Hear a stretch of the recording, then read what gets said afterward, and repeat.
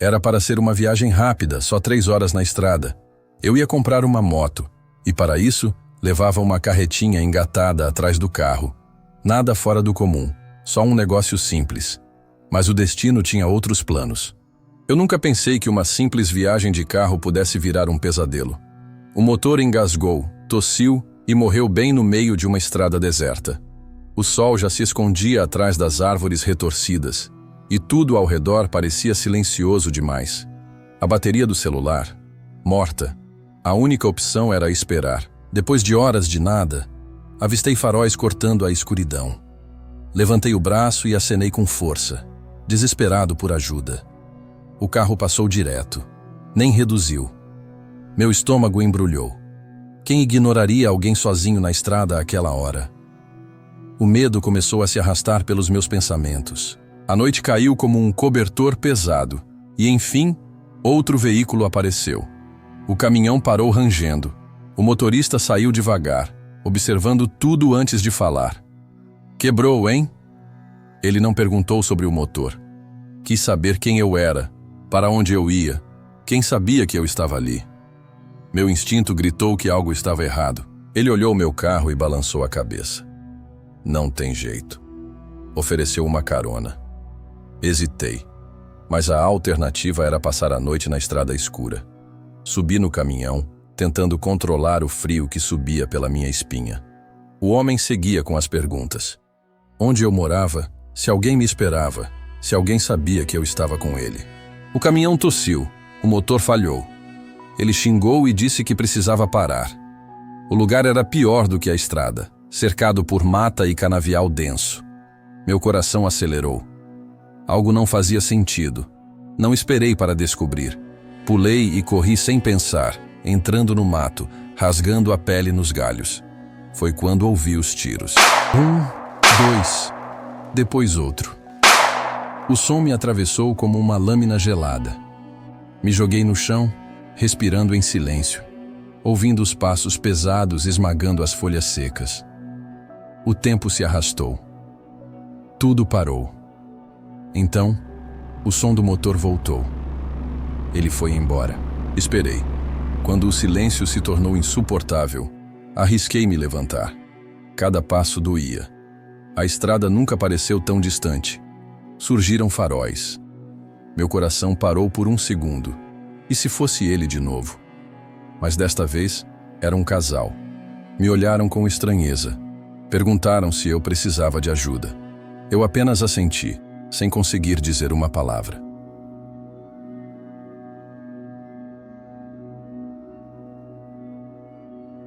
Era noite, e a lua mal iluminava o vasto canavial ao nosso redor. O vento soprava forte, fazendo as folhas roçarem umas nas outras como sussurros sombrios. Eu, João e Lucas tínhamos ido passear de moto, querendo sentir adrenalina, mas agora só sentíamos medo.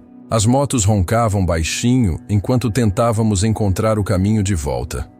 Cada trilha que pegávamos nos levava mais fundo, e o cheiro de terra úmida começava a ficar pesado. A sensação de estar sendo observado crescia, como se algo se movesse entre os pés altos do canavial. De repente minha moto começou a engasgar. O motor tossiu uma última vez e apagou. O painel indicava o pior: gasolina zerada. Meu coração disparou e os olhos dos meus amigos se arregalaram. Parados ali, sentíamos o peso do silêncio, como se estivéssemos cercados por algo invisível. João tentou usar o celular, mas a tela piscou e apagou. Sem sinal. Lucas xingou baixinho, e eu senti um arrepio na espinha. Um estalo veio da escuridão atrás de nós, como um galho se quebrando sob pés que não eram nossos. "Quem tá aí?" gritei, minha voz ecoando na imensidão do canavial. Nenhuma resposta, só o farfalhar das folhas ao vento. Mas não era só o vento. Havia algo se mexendo rápido demais, nos cercando sem forma definida. Lucas acelerou a moto e iluminou a trilha com o farol. Por um segundo, vimos a silhueta de alguém parado, imóvel, no meio do caminho.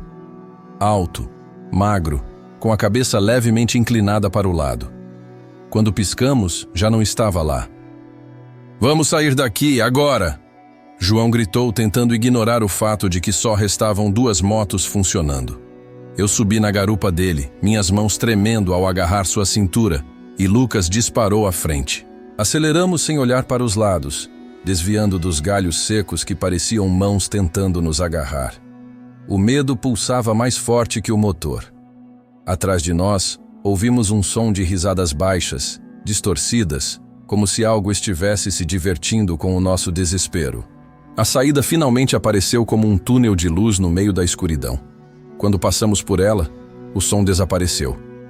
Paramos na estrada, ofegantes, olhamos para trás. O canavial estava quieto de novo, mas sabíamos que não estávamos sozinhos lá dentro. Na manhã seguinte, ainda com o corpo dolorido e a cabeça cheia de dúvidas, voltamos ao canavial com meu pai. Ele dirigia sua caminhonete, resmungando sobre como éramos irresponsáveis, e inventávamos histórias só para disfarçar nossa imprudência. João e Lucas estavam calados, mas eu sabia que eles ainda sentiam o mesmo medo que eu. Ao chegarmos lá, tudo parecia normal demais. O canavial estava quieto, sem aquele ar opressor da noite passada. Nenhum som estranho, nenhum farfalhar suspeito entre as folhas. Caminhamos até o ponto onde minha moto havia ficado sem gasolina, e lá estava ela, exatamente como a deixei. "Olhem direito", eu disse, tentando encontrar qualquer marca, qualquer sinal de que não estávamos loucos. Mas o solo não mostrava pegadas estranhas, nem havia qualquer vestígio daquela presença que nos aterrorizou.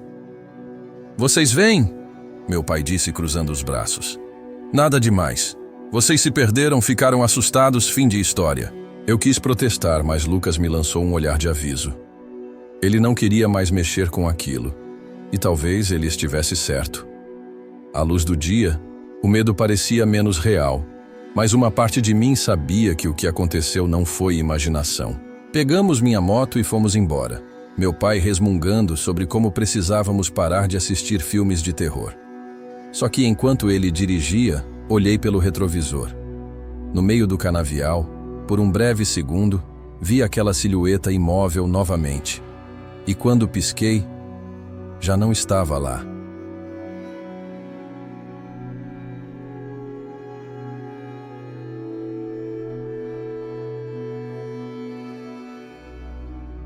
Sempre gostei de trilhas.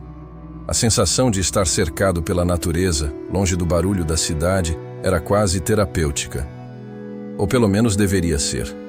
Quando ouvi falar de uma trilha esquecida em uma fazenda antiga, não resisti. Peguei minha mochila, minhas lanternas e parti. Eu sabia que poucos exploradores tinham passado por lá, mas não sabia o motivo. Após horas dirigindo, finalmente cheguei à fazenda. O portão de madeira rangia com o vento e uma casa simples de varanda desgastada se erguia no meio da vegetação alta. Um homem surgiu na entrada. Velho, magro, com olhos pequenos e atentos. Quando saí do carro, ele apenas me encarou por alguns segundos, como se estivesse avaliando minha presença ali. "Veio fazer a trilha?", perguntou com uma voz áspera. Assenti, animado, mas sua expressão não mudou. Ele olhou para a mata densa atrás da casa e permaneceu em silêncio por um instante longo demais. "Pouca gente vem aqui. Espero que saiba voltar." Algo naquilo me incomodou, mas ignorei. Paguei a taxa que ele cobrava e segui até a entrada da trilha. Eram cerca de 3 da tarde. O sol alto no céu, iluminando o caminho irregular entre as árvores. Antes de partir, montei um pequeno acampamento perto da entrada, garantindo que teria um ponto de referência seguro para a volta. Deixei suprimentos extras, uma fogueira pronta para acender, e marquei mentalmente cada detalhe da área. O início da trilha foi tranquilo. O vento soprava entre as folhas e o som da natureza era constante. Mas conforme avançava, algo começou a mudar. O ar ficou mais pesado e a temperatura caiu. O céu, antes claro, escureceu rápido demais, como se alguém tivesse acelerado as horas sem aviso. A luz do dia desapareceu em questão de minutos. Não como um pôr do sol gradual, mas como se o tempo estivesse se dobrando sobre si mesmo. A vegetação parecia mais densa, como se estivesse crescendo à minha volta. O caminho que eu seguia começou a se transformar. Árvores que antes estavam atrás de mim, agora pareciam estar à frente, e a sensação de estar andando em círculos me atingiu como um soco no estômago. Respirei fundo e olhei para meu relógio. 15h57. Mas isso era impossível. O céu estava completamente escuro.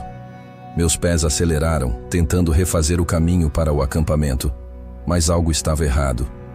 As marcas que deixei sumiram.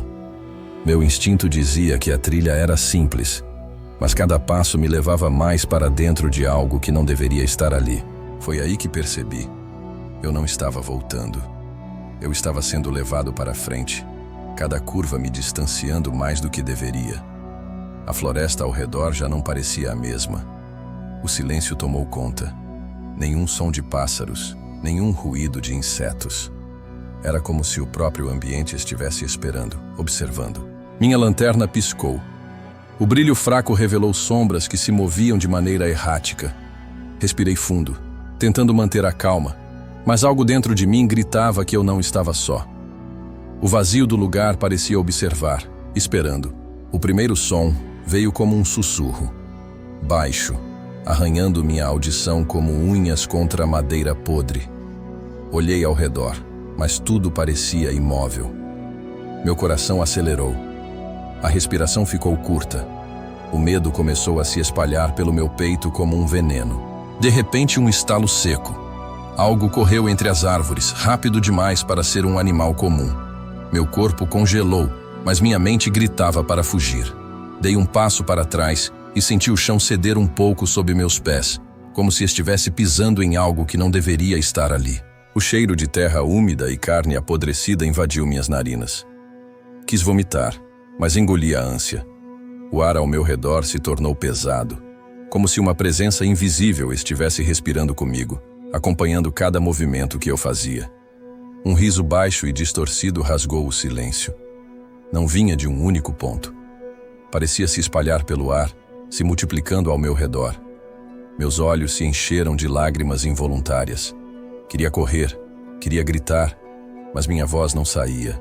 A lanterna apagou completamente. O escuro me envolveu como uma jaula viva.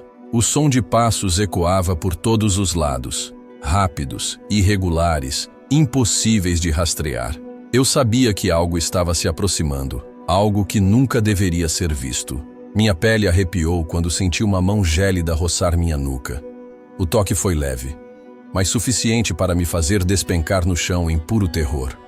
A voz sussurrante voltou, agora tão próxima que senti seu hálito pútrido contra meu ouvido.